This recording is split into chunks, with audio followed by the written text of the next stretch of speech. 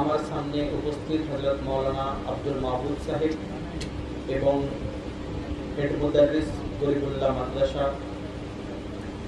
এবং উপস্থিত সমস্ত মুসলিম ভাতৃবর্গ, এই দূরভাষ যন্ত্রের সাহায্যে যতদূর আওয়াজ যায় জিন এবং মানব জাতির ভেতরে প্রত্যেক মুসলমানকে পুনরায় জানাই আসসালামু আলাইকুম ওয়া রাহমাতুল্লাহ। ওয়া আলাইকুম আসসালাম ওয়া রাহমাতুল্লাহি ওয়া বারাকাতুহু। আমরা জানি, আমরা বলি যে সবর করো, ওয়াস্তাইনু বিসসবরি ওয়াসসালাহ, ধৈর্য এবং নামাজের মাধ্যমে আল্লাহর কাছে প্রার্থনা করো।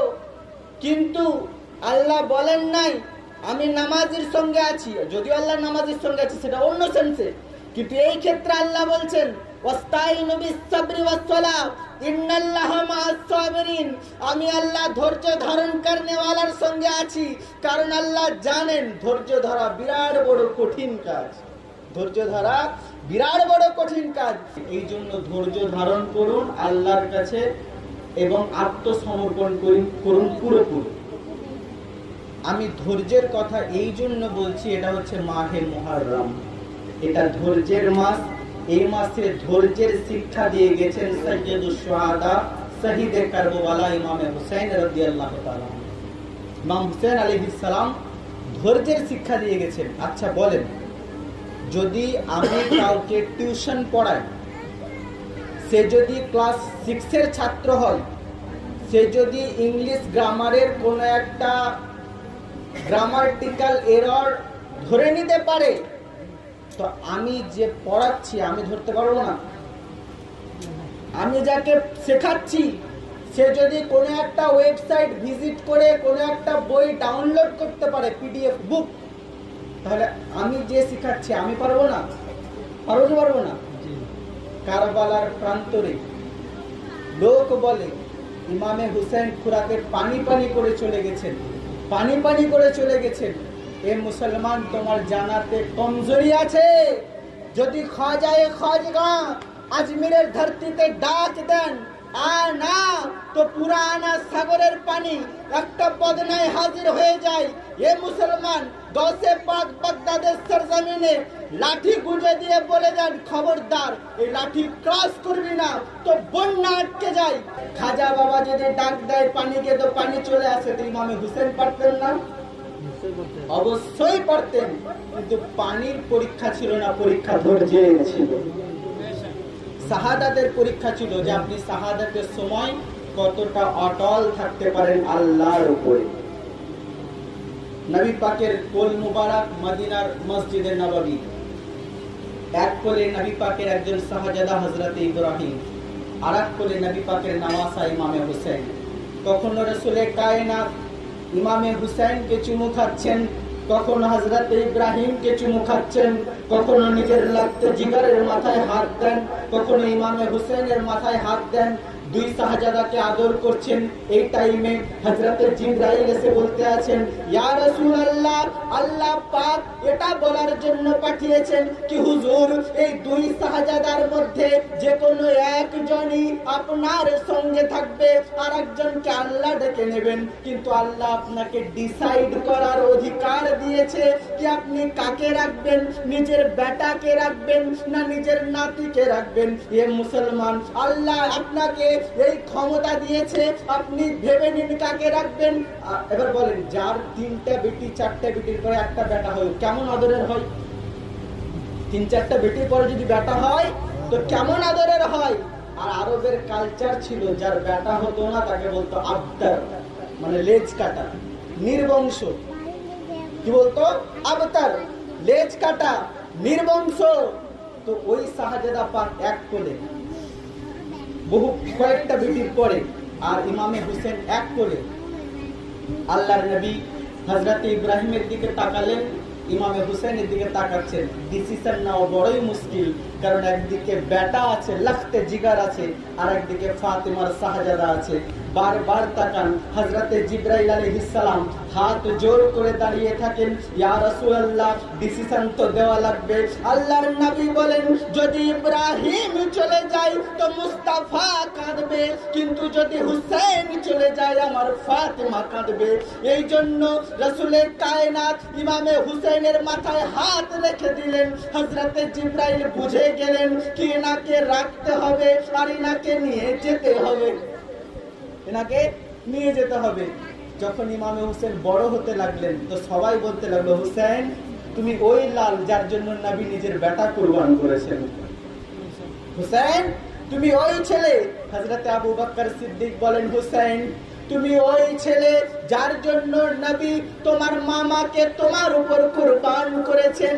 হযরতে উমর ফারুক বলেন, হুসেন তুমি ওই ছেলে যার জন্য নবী নিজের লাখতে জিগরকে কুরবান করেছেন। ফাতেমাতুজ জাহরা বলেন, ও হুসেন তুমি ওই শাহজাদা যার জন্য আমার ভাইকে আমার আব্বা তোমার উপর কুরবান করেছেন। হুসেন আলাইহিস সালাম শুনতে শুনতে বড় হন। যখন কারবালার প্রান্তরে পৌঁছে গেছেন, 9 মুহররমের রাত্রি, ইমামে হুসেন আওয়াজ লাগাতে আছেন, ইয়া রুহে আবু বকর, এ আবু বকরের রুহকে শুনে রাখুন, এ উমর ফারুকের রুহকে শুনে রাখুন, এ উসমান আজকে শুনে রাখুন, এ হযরতে ফাতেমাতুজ জাহরা আজকে শুনে রাখুন।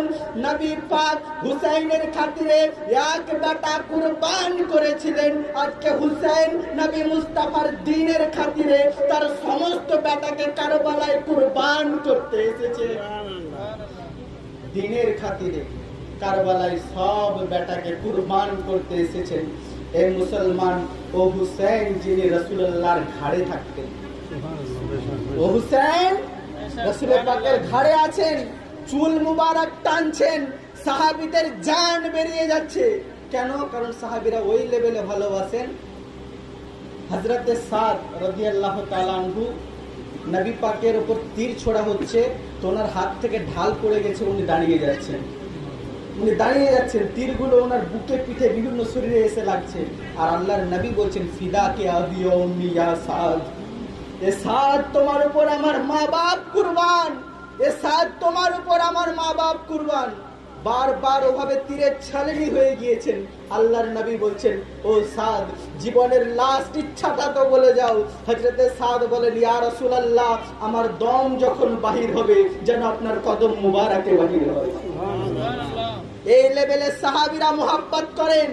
ওই সাহাবীরা যখন ঘাড়ে দেখেন তাদের কলিজা ফেটে যায়। যিনি দিন দুনিয়ার বাদশা, যিনি ইশারা করলে ডোবা সূর্য উঠে যায়, যিনি ইশারা করলে চাঁদ নিজের সিনা চিরে দেয়, ওই নবীর ঘাড় আর চুল মুবারক টানছেন দুই শাহজাদা। এহেন শাহজাদা পাকদের মাথা যখন কেটে নিয়ে যাওয়া হয়েছে, ইবনে জিয়াদের সামনে পায়ের কাছে রাখা হয়েছে, পায়ে আর ইবনে জিয়াদ ঠোঁটের উপর ছড়ি মারছে।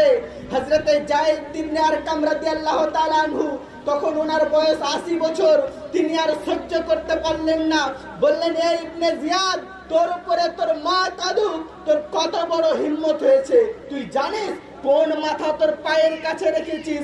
এটা ওই মাথা যখন এই মাথা মসজিদের নববীতে আসতো, আল্লাহর নবী খুতবা দাঁড় করিয়ে দিয়ে ইনাদেরকে ঘাড়ে তুলতেন। এটা ওই মাথা যেই মাথা সুবহানাল্লাহ কখনো বাতিলের কাছে ঝুঁকেনি। তুই কোন ঠোঁটে ছড়ি মারছিস? আমি 1000 বার ওই ঠোঁটে আল্লাহর নবীকে চুমু খেতে দেখেছি। এইভাবে নবী পাকের নিজের শাহজাদাদেরকে কারবালায় শহীদ করা হয়েছে। আচ্ছা ওনাদের ঘটনা ছাড়েন, বহু কষ্টের ঘটনা। 4 বছরের বাচ্চি, 4 থেকে 5 বছর বয়স, আরব কান্ট্রিগুলোতে যার নাম বলা হয় রুকাইয়া, আর আমাদের দিকে আমরা যাকে সাকিনা বলেছি, সৈয়দা সাকিনা রাদিয়াল্লাহু তাআলা আনহা, নবী পাকের 4 বা 5 বছরের মাসুম বাচ্চা। কারবালার ধরতিতে যখন পুরো কারবালার ওয়াকিয়া শেষ হয়ে গিয়েছে, কেউ একজন পানি নিয়ে এসছে।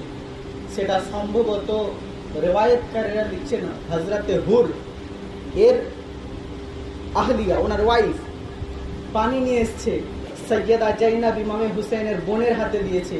ইমামে হুসেনের বোন ওই পানিটাকে নিয়ে সৈয়দা সাকিনাকে দিচ্ছে। সৈয়দা সাকিনা বলছেন, ফুপি জান, সবাই পিপাসার্ত, 3 দিন ধরে নবী পাকের ঘরের প্রত্যেকটা পরিবারের সদস্যর পেটে না পানি গেছে না দানা গেছে।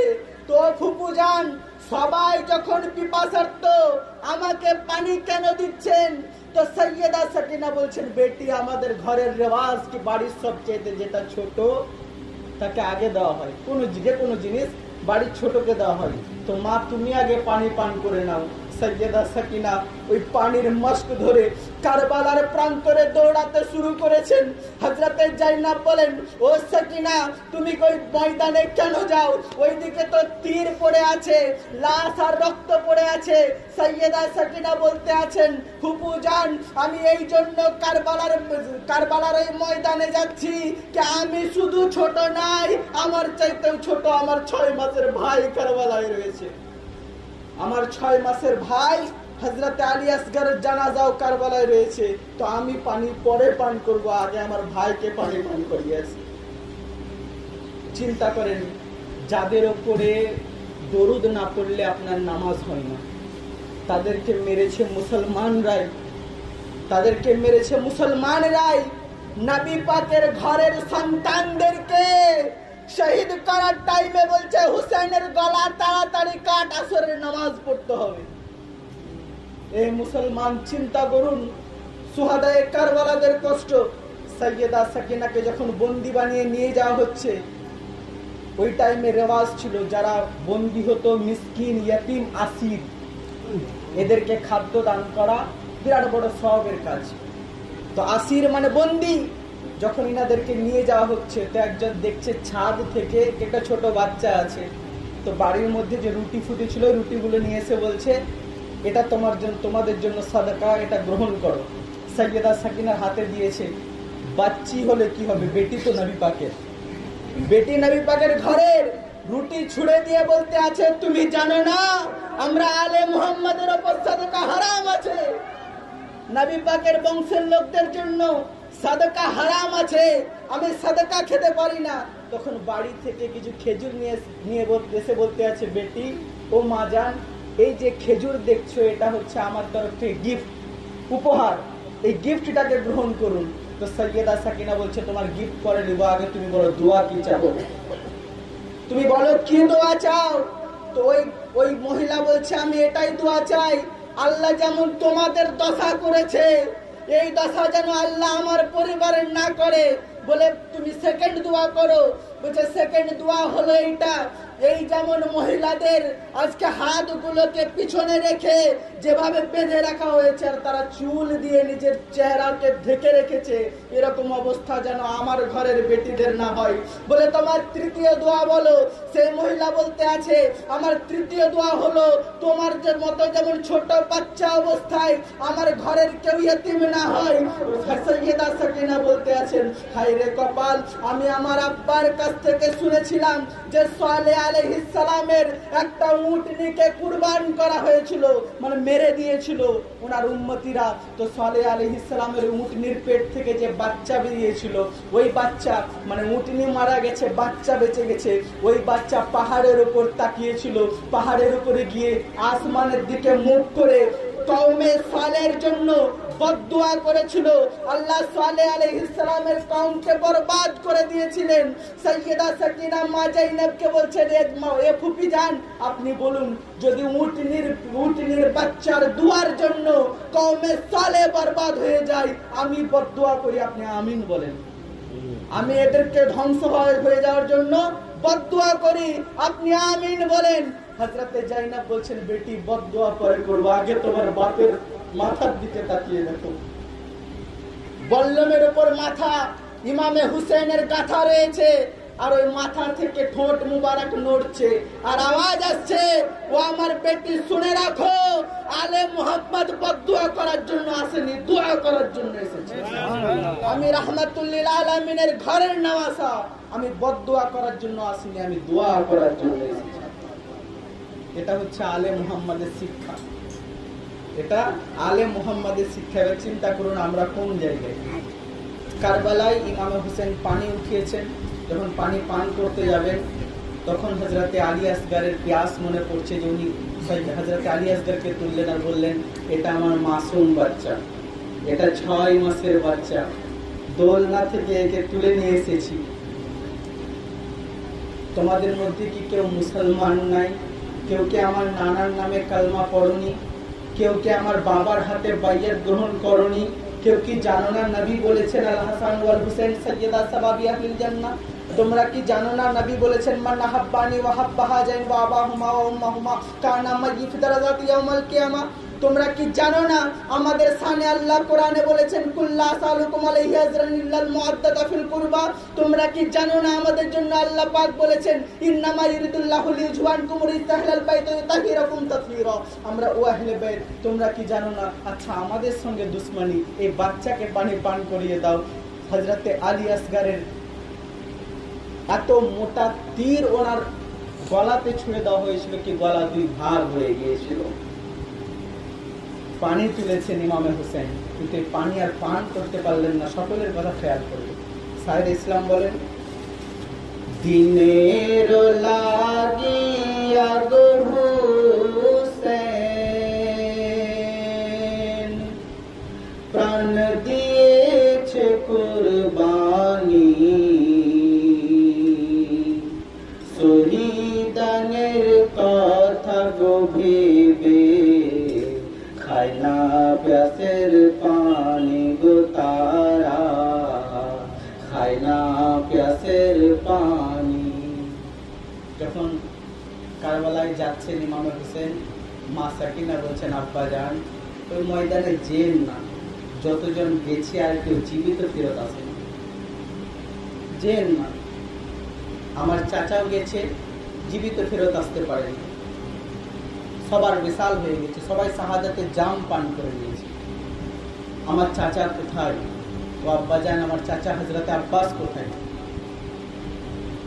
আব্বা চাচা নিতে পানি গেল ফোরাতের তীরে, এখনো এলো না চাচা পানি নিয়ে ফিরে গো আব্বা, পানি নিয়ে ফিরে।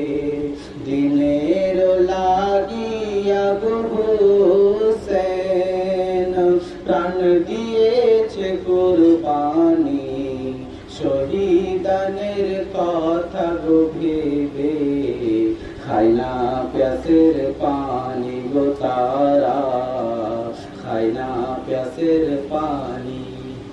ইমাম হোসেন বলছেন, বেটি ওটা আমার পরীক্ষার জায়গা, আমাকে যেতেই হবে। মা সাকিনা বলছেন যে আব্বা আপনি যাবেন না। বারবার আর্জ করতে থাকেন ইমাম হোসেনের কাছে। যখন ইমাম হোসেন কোনো মতে আর শুনছেন না, তখন বেটি বলছেন, দুআই করো গো আপা। আর ঘুমান কোথায়? ইমাম হোসেনের কোল মুবারক, ইমাম হোসেনের বুকে মাথা রেখে। তখন বলছে যে আব্বা আপনি চলে যাবেন তো আমাকে কে এরকম করে ভালোবাসবে? আব্বা আপনি চলে যাবেন তো আমাদেরকে কে এরকম করে ভালোবাসবে? কে আমার স্বপ্নগুলো মেটাবে? কে আমাকে এরকম করে ভালোবাসবে? ইমাম হোসেনকে বলেন, কে মেটাবে স্বপ্ন গো আমার, কে মেটাবে আশা, কে দিবে আর তোমার মতো এমন ভালোবাসা গো আব্বা, এমন ভালোবাসা।